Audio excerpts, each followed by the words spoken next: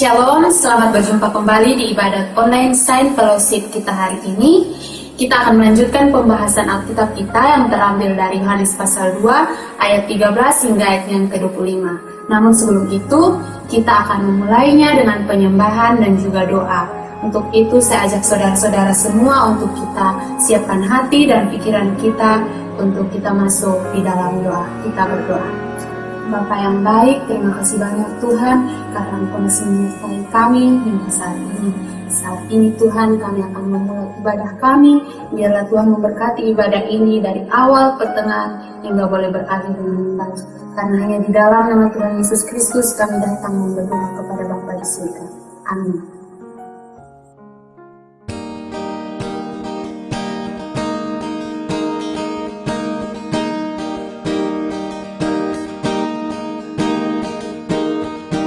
Hanya Kau milikku di surga, tiada yang kuingini di bumi, hanya Kau. Tak kuandalkan kekuatanku, namun yang pasti Kau tetap selamanya Allah sumber kuatku, Allah sumber kuatku, Allah sumber kuatku dan bagianku selama-lamanya, selamanya.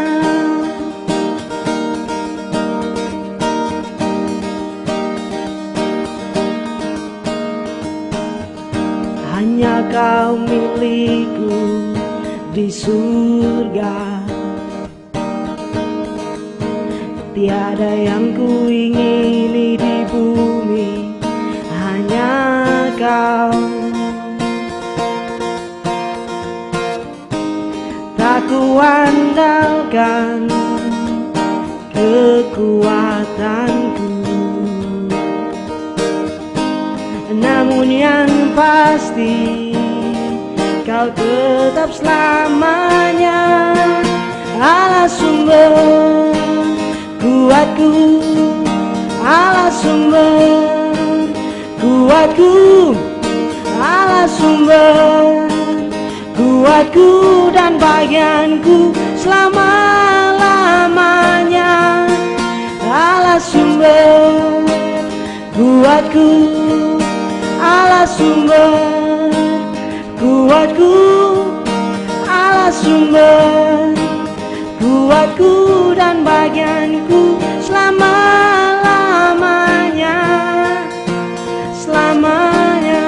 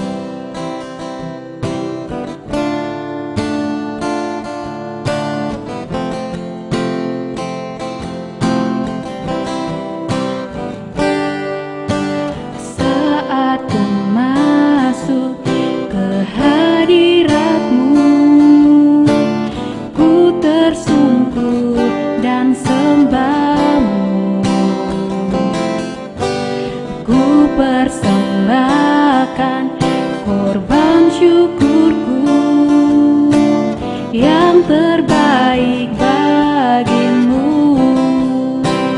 Ku bawa korban syukur ke tempat kudus-Mu Tuhan. Hatiku limpah dengan syukur sebab Tuhan baik.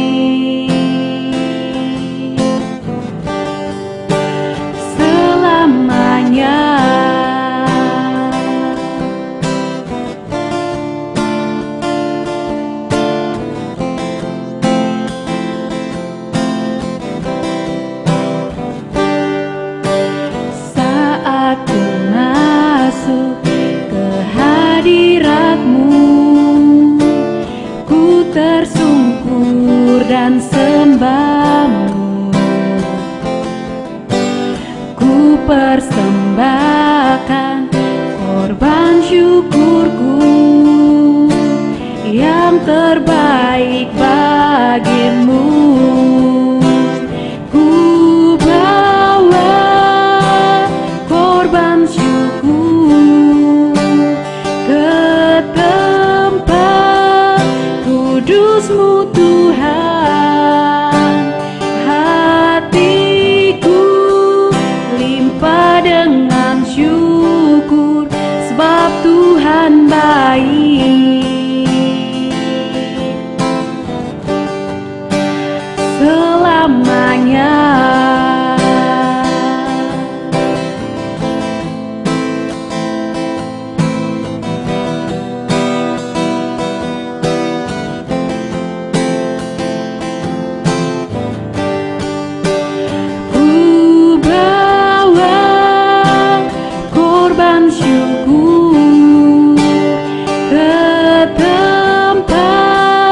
Kudus-Mu Tuhan, hatiku limpah dengan syukur sebab Tuhan baik, sebab Tuhan baik selamanya.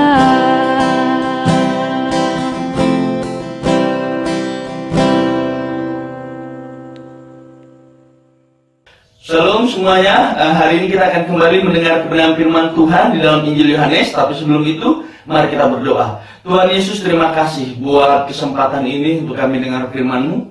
Pakai anak-Mu Tuhan yang hanya alat-Mu yang tidak pernah mampu tanpa Engkau. Di dalam nama Yesus, amin. Sekali lagi shalom ya. Hari ini kita akan melanjutkan pembahasan kita dalam Injil Yohanes pasal 2 ayat 13 sampai 25. Kalau minggu lalu kita sudah mendengar kebenaran firman Tuhan, bagaimana Yesus melakukan mujizat di Kana ya, air menjadi anggur, dan hari ini kita akan melihat ya bagaimana Yesus menyucikan bait Allah. Kita akan lihat bagian ini ayat per ayat. Kita lihat ayat yang ke-13. Ketika hari raya Paskah orang Yahudi sudah dekat, Yesus berangkat ke Yerusalem. Di ayat 13 ini kita akan melihat dua bagian yang menarik. Yang pertama tentang hari raya Paskah. Ya mungkin saudara langsung berkata, "Oh ya Kak, beta sering dengar ya seperti itu." Tetapi saya tidak akan pernah bosan untuk mengingatkan saudara dan bahkan diri saya tentang Paskah ini. Bagaimana Yesus, bagaimana Tuhan di sini ya dengan cara membunuh semua anak sulung di Mesir, membawa bangsa Israel keluar dari perbudakan, dari tanah Mesir. Dan kita lihat bagaimana pada saat Tuhan membunuh semua anak sulung di Mesir, tidak dengan anak sulung bangsa Israel. Kenapa? Karena ada lambang darah di ambang pintu mereka. Dan begitu juga, kita tidak lagi perlu masuk ke dalam penghukuman neraka pada saat kita menerima darah Kristus dalam kehidupan kita. Pada saat kita menerima pengorbanannya di atas kayu salib buat saudara dan saya. Dan ini sesuatu yang luar biasa. Untuk kita harus terus ingat. Kenapa kita terus diingatkan akan ini? Ya karena begitu gampang pada saat mungkin situasi kita aman, kita hidup dalam kebenaran firman Tuhan. Ya, kita mungkin, ya beta percaya, beta selamat karena Yesus. Tapi bagaimana pada saat kita, mungkin ada saat kita jatuh, pada saat kita jauh dari Tuhan. timbul keraguan, benarkah beta sudah diselamatkan? Ya seperti itu. Tapi saya ingatkan kepada saudara dan saya saat ini, ya, bahwa darah Kristus, pengorbanan Kristus itu cukup, ya, itu lebih dari cukup untuk membawa kita dalam kerajaannya di surga. Apa yang dia lakukan di atas kayu salib buat saudara dan saya. Bagian kedua yang menarik di sini dikatakan bahwa karena hari Paskah sudah dekat, maka Yesus pergi ke Yerusalem. Kita lihat bagaimana Yesus juga melakukan atau mentaati hukum Taurat atau firman Tuhan dengan apa? Merayakan Paskah yang sudah ditetapkan di dalam Ulangan pasal 16 ayat 1 sampai 8 dan Keluaran 23 ayat 14 sampai 17. Ya, di sini bagaimana Yesus taat akan kebenaran firman Tuhan dan bagaimana saudara dan saya ketaatan kita dalam kehidupan rohani kita, dalam hubungan kita dengan Tuhan. Ya, ketaatan kita dalam jam-jam doa kita, ketaatan kita untuk mentaati apa yang Tuhan katakan dalam kehidupan kita di hari itu. Ya, di setiap harinya dalam kehidupan kita. Ketaatan di dalam kehidupan rohani sangatlah penting, saudara. Ya, yang Tuhan mau dalam kehidupan kita adalah ketaatan, ya, dan itu yang harus kita punya, ya. Yang ayat yang berikutnya, ya, jadi saya berharap, ya, setelah kita mendengar firman ini, saudara dan saya belajar untuk taat akan apa yang Tuhan mau katakan dalam kehidupan kita, atau Tuhan sudah katakan dalam kehidupan kita, jam-jam doa kita, saat teduh kita taat melakukannya, ya. Ayat ke-14. Dalam bait suci didapatinya pedagang-pedagang lembu, kambing domba, dan merpati dan penukar-penukar uang yang duduk di situ. Di ayat 14 di sini dikatakan ada pedagang-pedagang dan penukar uang di dalam apa? Bait suci. Benar nggak di dalam bait sucinya? Bukan, ya, jangan salah paham. Kenapa? Kita tahu bahwa hanya imam saja yang boleh masuk ke dalam kemah suci atau bait suci. Nah, bait suci. Ya, seperti itu. Jadi ini di mana, Kak? Di pelataran khusus, ya, yang ada di bait suci, ya, seperti itu. Kita harus paham itu, ya. Jadi kenapa Tuhan marah, itu pertanyaannya. Ya, kalau memang ini di pelataran memang khusus yang sudah ditetapkan di situ. Lalu kenapa Tuhan marah? Ya, Chuck Smith berkata seperti ini, ya. Di situ pedagang atau imam-imam di situ atau pedagang di situ mereka menyalahgunakan. Ya, ada kecurangan yang terjadi. Ya, bahkan Chuck Smith mengatakan mereka ada mengambil keuntungan 25% pajak di situ. Ya, saya tidak tahu pasti, tapi itu yang dikatakan. Ya, tetapi menarik bagi saya dan saya yakin pasti juga. Ya, ada kecurangan. Ada beberapa juga penafsir mengatakan bagaimana orang-orang yang mau mempersembahkan korban di situ memang harus membeli lembu atau domba merpatinya mereka yang sudah disiapkan di situ. Ya, pada saat mereka membawa dari tempat mereka masing-masing, belum akan cek teliti atau cari-cari kesalahan. Ini nggak layak, ini nggak layak untuk dipersembahkan, sehingga mereka harus membeli hewan yang ada di sana. Dan ini yang Tuhan tidak suka. Ya, apa yang mereka lakukan, kecurangan yang mereka lakukan, Tuhan tidak suka. Itu makanya di sini kita lihat di ayat ke-15 di situ apa yang terjadi. Ya. Dikatakan ia membuat cambuk dari tali lalu mengusir mereka semua dari bait suci dengan semua kambing domba dan lembu mereka, uang penukar-penukar dihamburkannya ke tanah dan meja mereka dibalikannya. Jadi Tuhan balikan meja-meja, ya, diusir semua pedagang-pedagang ini yang ada di situ. Kenapa? Ya, kalau kita lihat di sini kemarahan Yesus, ya, adalah kemarahan, ya, yang benar, ya. Kenapa saya ingatkan kemarahan Yesus di sini, kemarahan yang benar? Karena banyak orang memakai ayat khususnya bagian ini, Yesus menyucikan bait Allah, untuk membenarkan kemarahan mereka. Ya, untuk membenarkan, Yesus saja marah, makanya beta boleh marah seperti itu.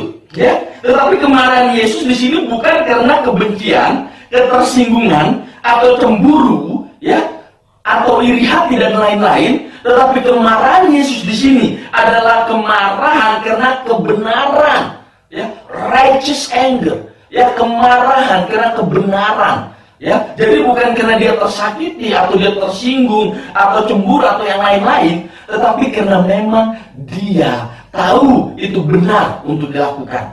Ya, dia kebenaran melakukannya dasar atas kebenaran. Bagaimana dengan kita? Ya, karena kita pakai ayat ini untuk melampiaskan kemarahan kita sama orang yang menyakiti kita, orang yang menyinggung kita, sama orang yang mungkin membuat kita sakit, yang kita pakai alasan dengan beta lakukan hal yang benar, ya. Beta mengasihi lu, makanya beta tegur lu, marah sama lu, ya. Tapi kita kembali, ya, tidak ada salahnya.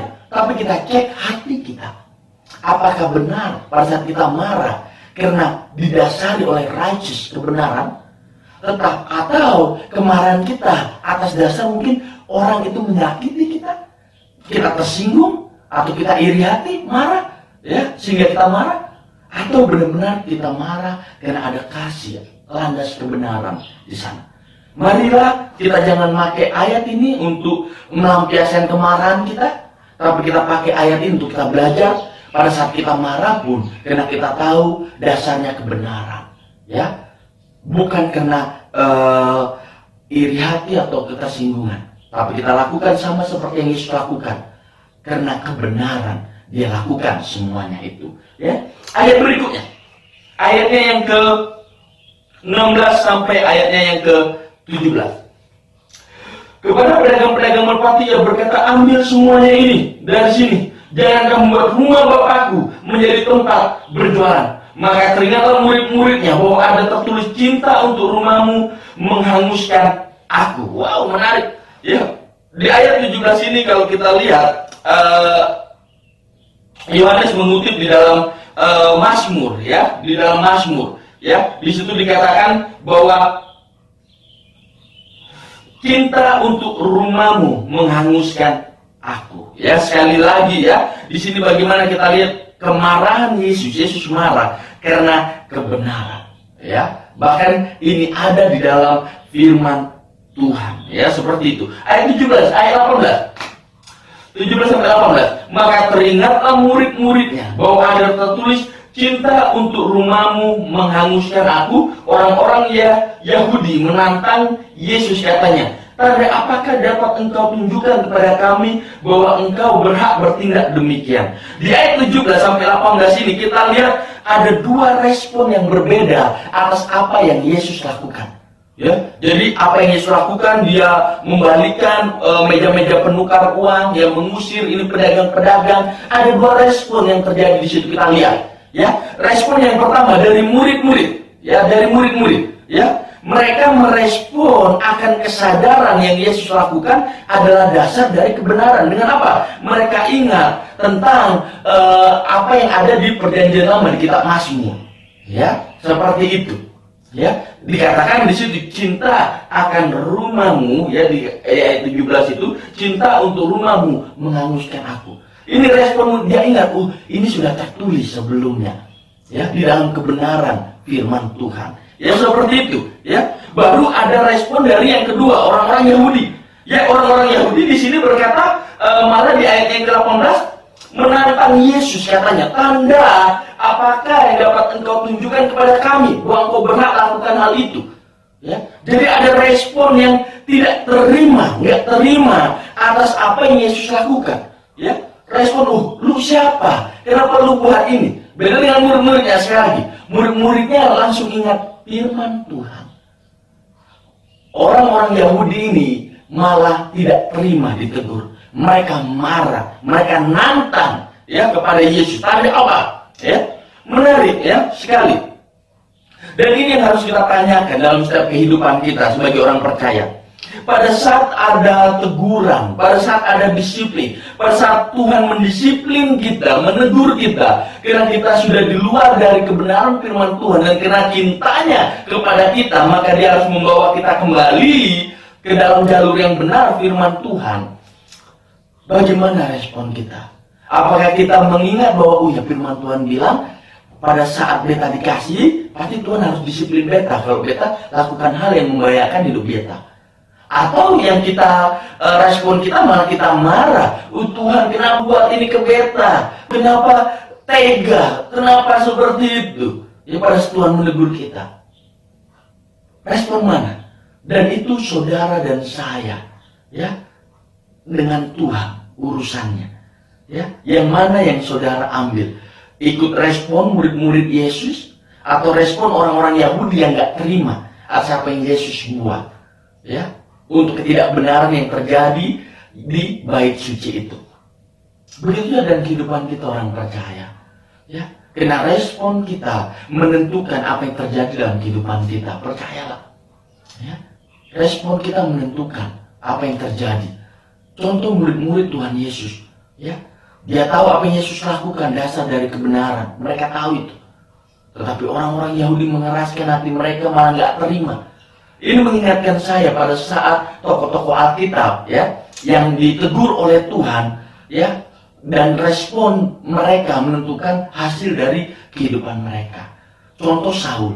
Pada saat Saul ditegur, ya, responnya malah nggak terima dengan teguran Tuhan, dan apa yang terjadi? Akhirnya tatanya diambil dan digantikan oleh Daud. Daud juga melakukan kesalahan, bukan hanya Saul. Ya, kita tahu Daud juga melakukan kesalahan. Apa yang dia lakukan? Oh, dia mau tidur dengan istri orang. Ya, otak kepala atas pembunuhan dari suami dari perempuan yang dia tiduri, yaitu Uria. Akhirnya dia ditegur, ya, tapi dia bertobat pada saat teguran Tuhan datang sama dia. Dan apa yang terjadi? Pemulihan terjadi.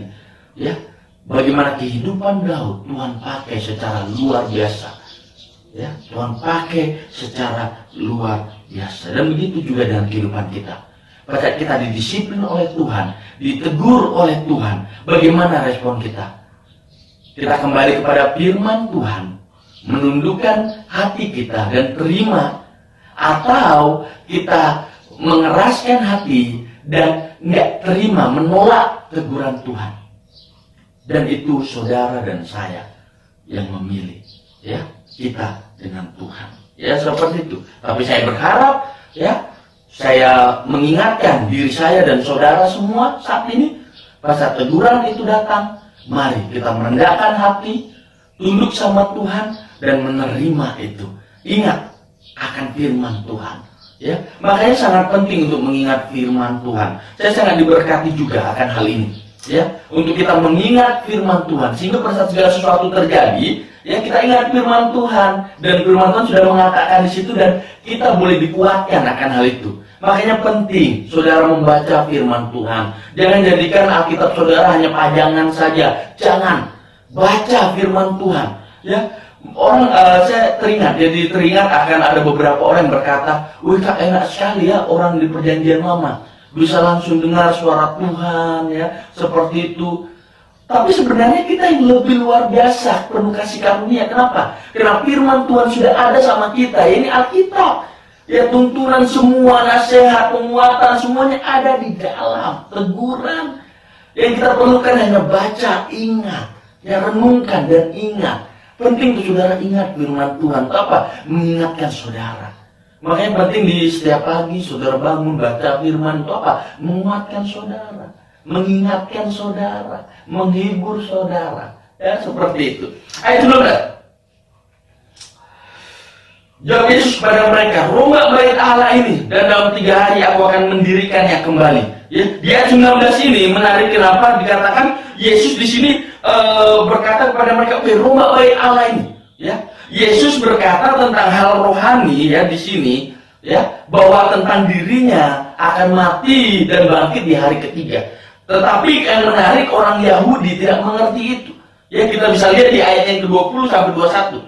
Lalu kata orang Yahudi kepadanya, 46 tahun orang mendirikan bait Allah ini, dan engkau dapat membangunnya dalam 3 hari. Tetapi yang dimaksudkannya dengan bait Allah ialah tubuhnya sendiri. Ini tentang kematian Kristus dan kebangkitannya. Tapi orang Yahudi tidak mengerti itu. Yang mereka pikirkan hanya bait suci, bait Allah secara jasmani saja, bait suci secara jasmani, ya, yang dibangun selama 46 tahun dikatakan di situ. Dengan jelas 46 tahun. Sangat lama, sangat megah ini bait suci. Bait yang begitu lamanya. Ya. Tetapi yang Yesus maksudkan adalah bait suci rohani. Ya, tentang tubuhnya, ya, pengorbanan Kristus di atas kayu salib. Dan ini yang kita harus mengerti. Ya. Bait suci, ya, gereja Tuhan memang sangatlah penting. Tapi kita harus menyadari bahwa kita, tubuh kita ini adalah bait suci Allah.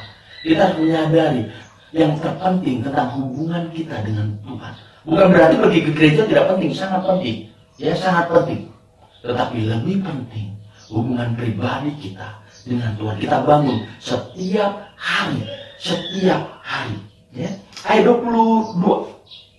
Kemudian sesudah ia bangkit di antara orang mati, barulah teringat oleh murid-muridnya bahwa hal itu sudah dikatakannya, dan mereka pun percaya akan kitab suci dan akan perkataan yang telah diucapkan oleh Yesus. Wow.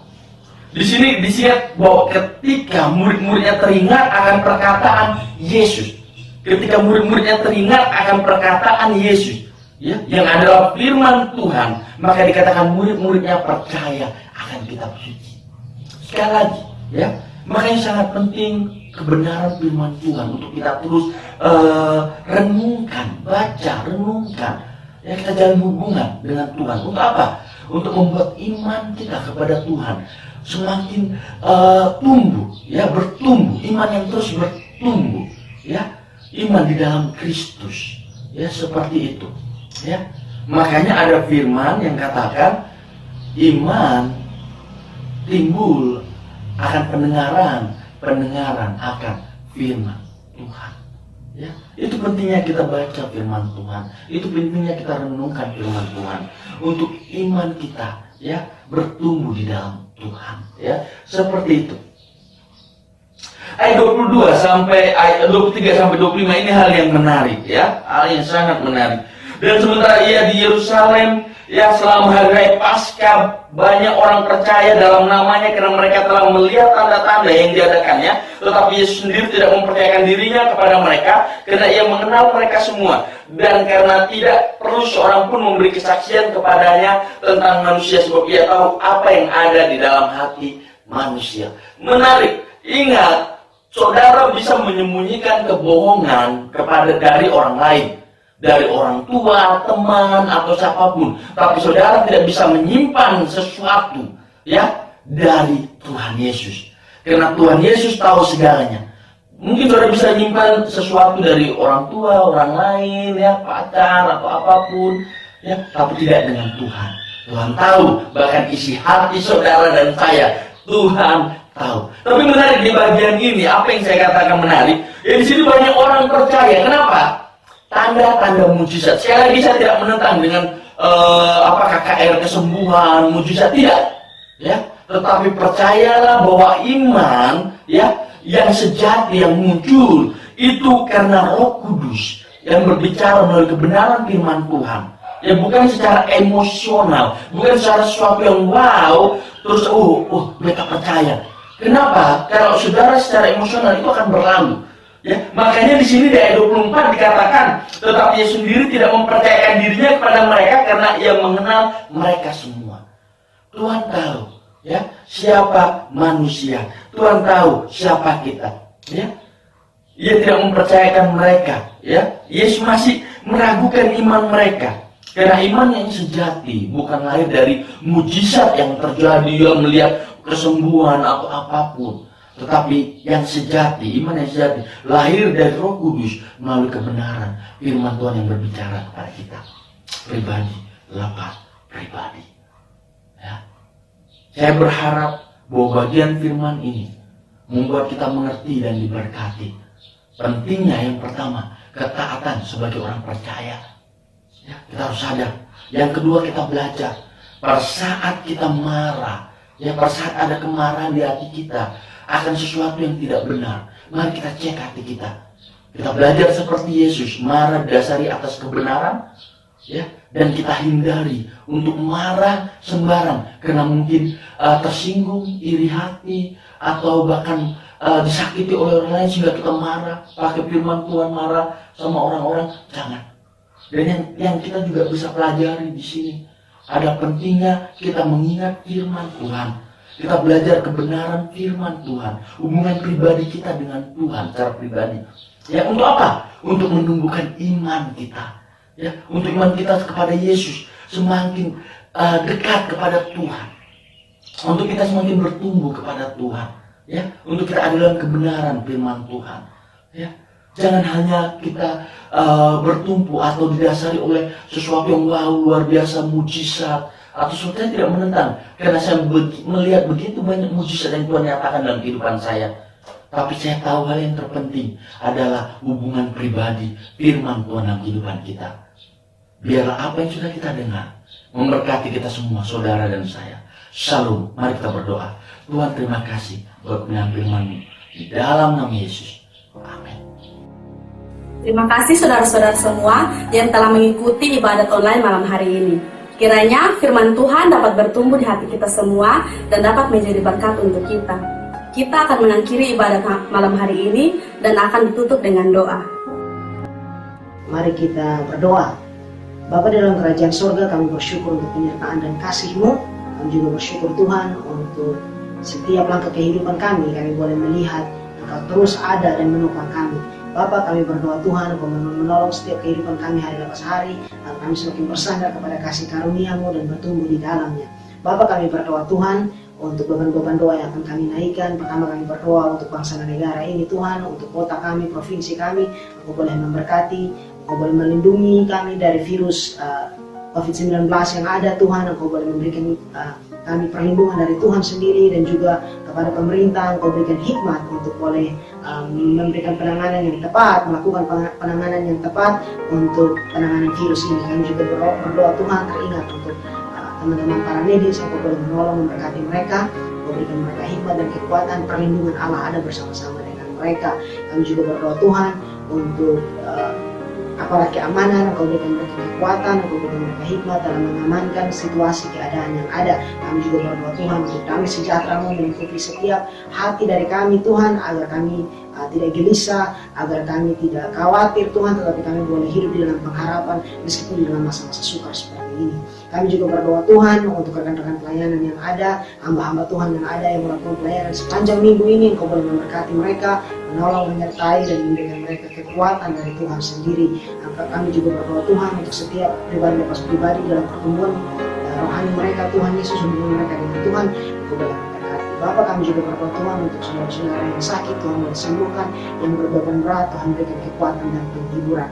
Terima kasih Bapa, kami menyerahkan kehidupan kami ke dalam tangan kasih-Mu. Kami berdoa, kami bersyukur Tuhan untuk kasih setia dan anugerah-Mu di dalam kehidupan kami Bapa. Di dalam nama Tuhan Yesus kami berdoa. Amin.